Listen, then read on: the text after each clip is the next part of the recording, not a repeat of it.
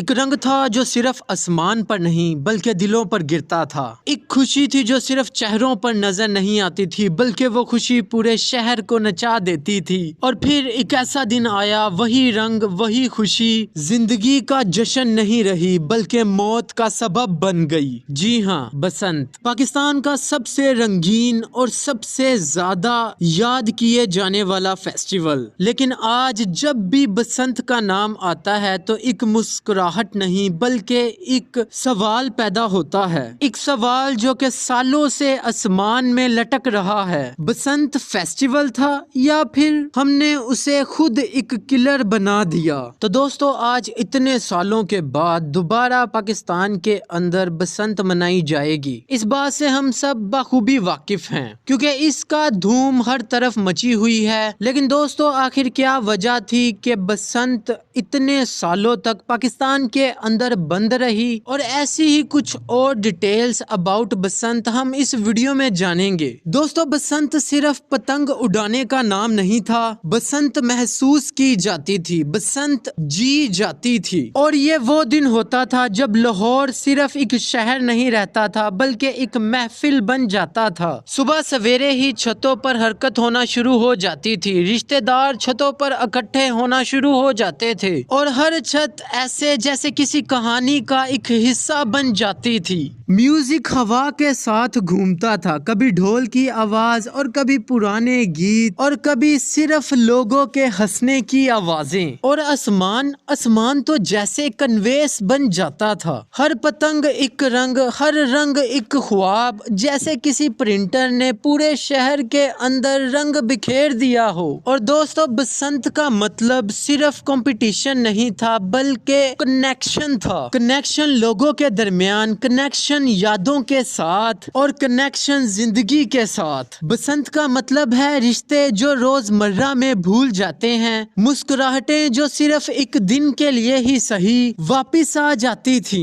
और जिंदगी का जश्न जो के सब मिलकर मनाते थे। ये सिर्फ बच्चों का फेस्टिवल नहीं था और ना सिर्फ जवानों का शोर बल्कि ये पूरे शहर का कलेक्टिव जोश था और सबका इमोशन। एक ऐसा दिन जब लाहौर सांस लेता था। चले दोस्तों, अब बसंत की थोड़ी सी हिस्ट्री समझते हैं। बसंत का कॉन्सेप्ट साउथ एशिया में सदियों पुराना है और ये सिर्फ एक फेस्टिवल नहीं था बल्कि ये स्प्रिंग का वेलकम था। सर्दी के बाद जिंदगी की वापसी का ऐलान। जब जमीन पर पहली हरियाली आती थी, फूल खिलते थे और हवा में ठंडी सर्दी की जगह नई ताजगी महसूस होती थी और तब लोग कहते थे कि बसंत आ गई। और इसी तरह पंजाब में बसंत का मतलब होता था कि पुराना दुख खत्म और नई खुशियां शुरू। ये उम्मीद सिर्फ मौसम की नहीं होती थी बल्कि ये उम्मीद होती थी बेहतर फसल की, बेहतर दिनों की और सबसे भरकर बेहतर जिंदगी की। इसलिए रंग चुना गया पीला रंग, जो कि धूप का रंग है और जो कि गेहूं की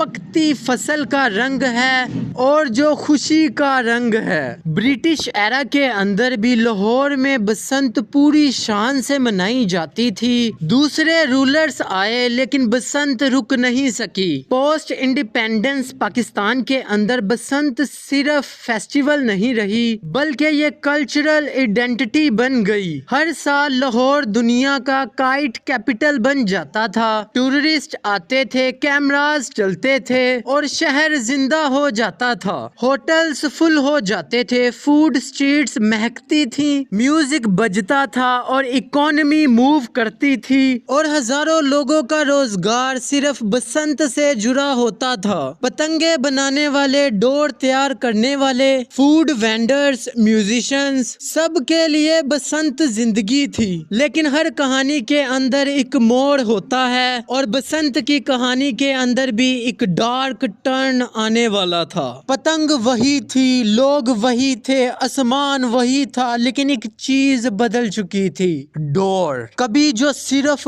कॉटन की डोर हुआ करती थी, अब वो डोर नहीं रही। ये सफर था कॉटन से केमिकल तक का, खाली धागों से कांच तक का, ग्लास कोटेड डोर, केमिकल वाली डोर जो कि हवा में चमकती थी और जमीन पर काट देती थी। कंपटीशन बढ़ता गया, तुम्हारी पतंग मेरी पतंग, तुम्हारी जीत मेरी जीत, और जीतने का जुनून भी तेज होता गया, और जुनून के साथ साथ इंसानी जिंदगी की कीमत कम होती चली गई। फिर वो दिन आया जब पतंग सिर्फ पतंग नहीं रही, मोटर बाइक राइडर्स जो सिर्फ अपने घर वापस जा रहे थे, ऐसे लोग जो सिर्फ रोड क्रॉस कर रहे थे, छोटे छोटे बच्चे जो के नीचे खड़े सिर्फ आसमान को देख रहे थे, उन्हें अंदाजा भी नहीं होता था कि एक नजर ना आने वाली डोर उनके लिए आखिरी सांस बन सकती है। रिपोर्ट्स आने लगी, हॉस्पिटल्स भरने लगे और अखबारों में सिर्फ एक लफ्ज छपने लगा, बसंत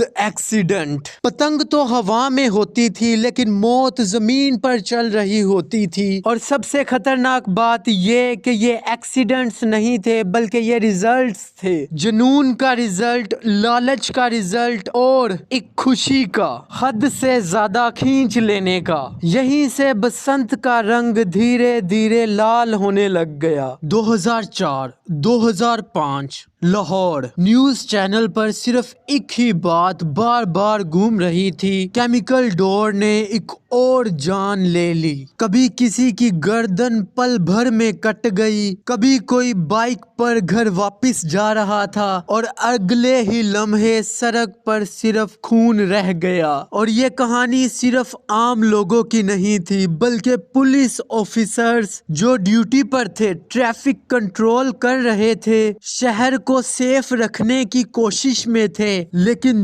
डोर ने उन्हें भी नहीं पहचाना। यूनिफॉर्म भी इस केमिकल डोर के सामने बेबस थी। हॉस्पिटल्स भरने लगे, इमरजेंसी वार्ड्स के अंदर सिर्फ एक ही सीन था, बेचैन डॉक्टर्स, रोते हुए रिलेटिव्स और सिर्फ एक सवाल जो कि कोई भी नहीं पूछ रहा था, ये होना ही क्यों। फैमिलीज टूट गई, किसी का बेटा गया, किसी का बाप और किसी का भाई जो कि सुबह घर से तो निकला था लेकिन शाम को वापस घर नहीं आया। अखबारों में नंबर्स तो थे लेकिन असल कहानी उन घरों के अंदर थी जहां बसंत के बाद सिर्फ खामोशी रह गई। और सबसे अहम बात ये कि ये आइसोलेटेड इंसिडेंट नहीं थे, ये एक पैटर्न था। हर साल बसंत, हर साल डोर और इसके साथ हर साल कुछ लाशें। अथॉरिटीज ने ये रिपोर्ट किया कि ये डोर इलीगल थी, कांच और केमिकल से कोटेड, जो कि ना सिर्फ स्किन बल्कि बोन्स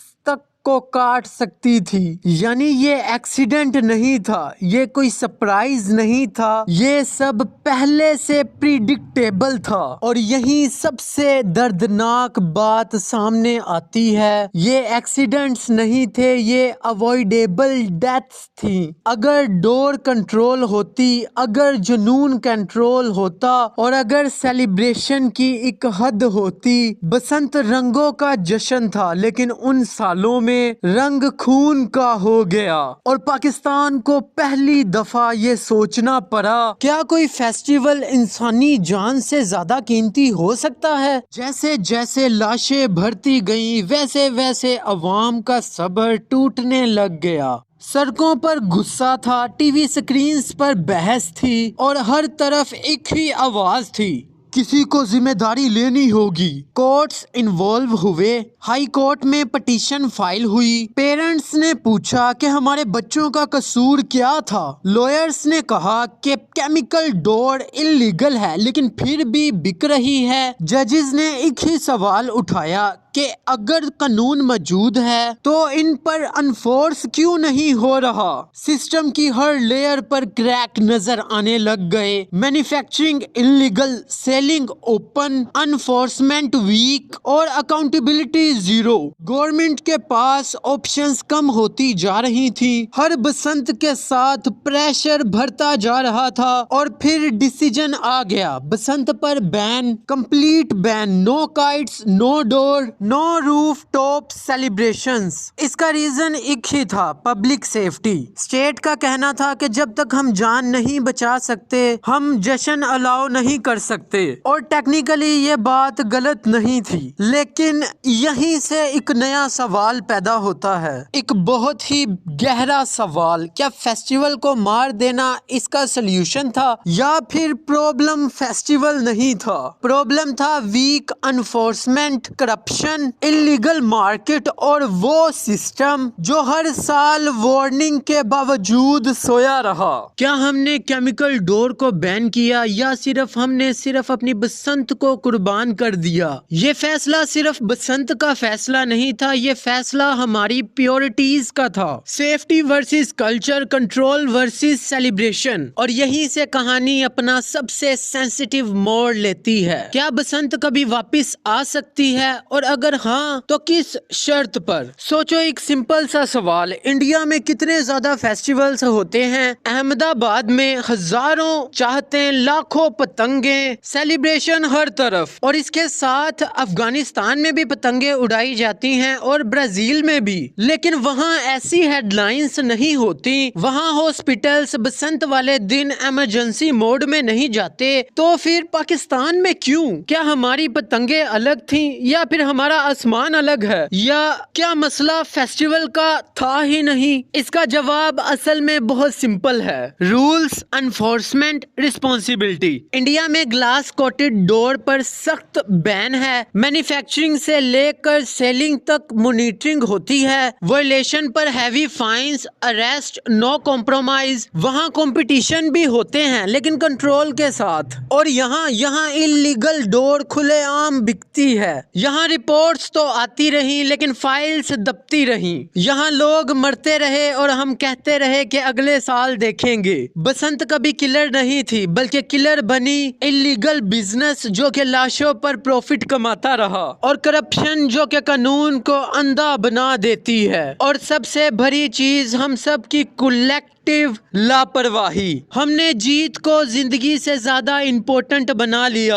हमने पतंग को इंसान से ऊपर रख लिया, और जब नतीजा सामने आया तो हम सब ने फेस्टिवल को ही मुजरिम करार दे दिया। सवाल ये नहीं है कि बसंत सेफ थी या नहीं, सवाल ये है कि क्या हम सब रिस्पॉन्सिबल थे, और जब सोसाइटी रिस्पॉन्सिबिलिटी नहीं लेती तो फिर जश्न भी खतरा बन जाता है। इसलिए ये कहानी सिर्फ बसंत की कहानी नहीं, बल्कि ये एक सोसाइटी की भी कहानी है जो कि हर गलती के बाद चीजों को बैन कर देती है मगर खुद को कभी फिक्स नहीं करती। और अब आखिरी सवाल रह जाता है, अगर बसंत वापस आए तो क्या हम बदलेंगे, या फिर कहानी फिर से रिपीट होगी? अगर बसंत वापस आए तो सिर्फ यादों के लिए नहीं, सिर्फ इंस्टाग्राम और रील्स के लिए नहीं, अगर बसंत वापस आए तो एक नई सोच के साथ, एक नई जिम्मेदारी के साथ, एक नई मैच्योरिटी के साथ। क्योंकि फेस्टिवल का वापस आना तब ही खुशी बन सकता है जब जिंदगी महफूज हो। सबसे पहली condition, no glass coated, no chemicals, no shortcuts, सिर्फ कॉटन, सिर्फ लीगल और सिर्फ सर्टिफाइड। दूसरी कंडीशन, जीरो टॉलरेंस, इलीगल डोर बनाने वाले छोटा बिजनेसमैन नहीं बल्कि इसे क्रिमिनल समझा जाए। बेचने वाला सिर्फ सेलर नहीं बल्कि उसे इसका जिम्मेदार करार दिया जाए। तीसरी कंडीशन, स्ट्रिक्ट पनिशमेंट्स, सिर्फ वार्निंग नहीं, सिर्फ नोटिस नहीं, real consequences, jail, heavy fines, punishments, और सबसे आम चीज अवेयरनेस, स्कूल से, मीडिया से, घरों से और रिलीजियस प्लेटफॉर्म से भी। बच्चों को यह सिखाया जाए कि जीत से ज्यादा जिंदगी कीमती है, पेरेंट्स को ये याद दिलाया जाए कि एक दिन की खुशी पूरी जिंदगी का गम बन सकती है। फेस्टिवल तब जिंदा रहता है जब इंसान जिम्मेदार बन जाता है। कल्चर तब सरवाइव करता है जब सोसाइटी इवॉल्व करती है। बसंत को वापस लाने का ये मतलब नहीं है कि हम सब पीछे चले जाएं। इसका मतलब ये है कि हम बेहतर बनकर आगे बढ़ें। और आज जब चीफ मिनिस्टर मरियम नवाज ने 6 से 8 फेब तक बसंत को दोबारा सेलिब्रेट करने का फैसला अनाउंस किया, तो ये सिर्फ एक फेस्टिवल का वापस आना नहीं, ये एक टेस्ट है हमारी जिम्मेदारी का और हमारे सिस्टम का, और सबसे भरकर हमारी सोसाइटी की मैच्योरिटी का। अगर इस दफा बसंत सेफ रही तो समझ लेना कि पाकिस्तान ने इस बार सिर्फ रंग नहीं उड़ाया, सीख भी उड़ा ली। और फेस्टिवल तब खूबसूरत होते हैं जब जिंदगियां महफूज हों। तो दोस्तों, ये थी हमारी आज की वीडियो। तो कैसी लगी आपको हमारी ये वीडियो, कमेंट करके जरूर बताएं। और अगर अभी तक आपने हमारा channel unique TV fact subscribe नहीं किया तो अभी कर ले। मिलते हैं आपको ऐसी ही एक और इन्फॉर्मेटिव वीडियो के साथ। तब तक के लिए खुदा हाफिज।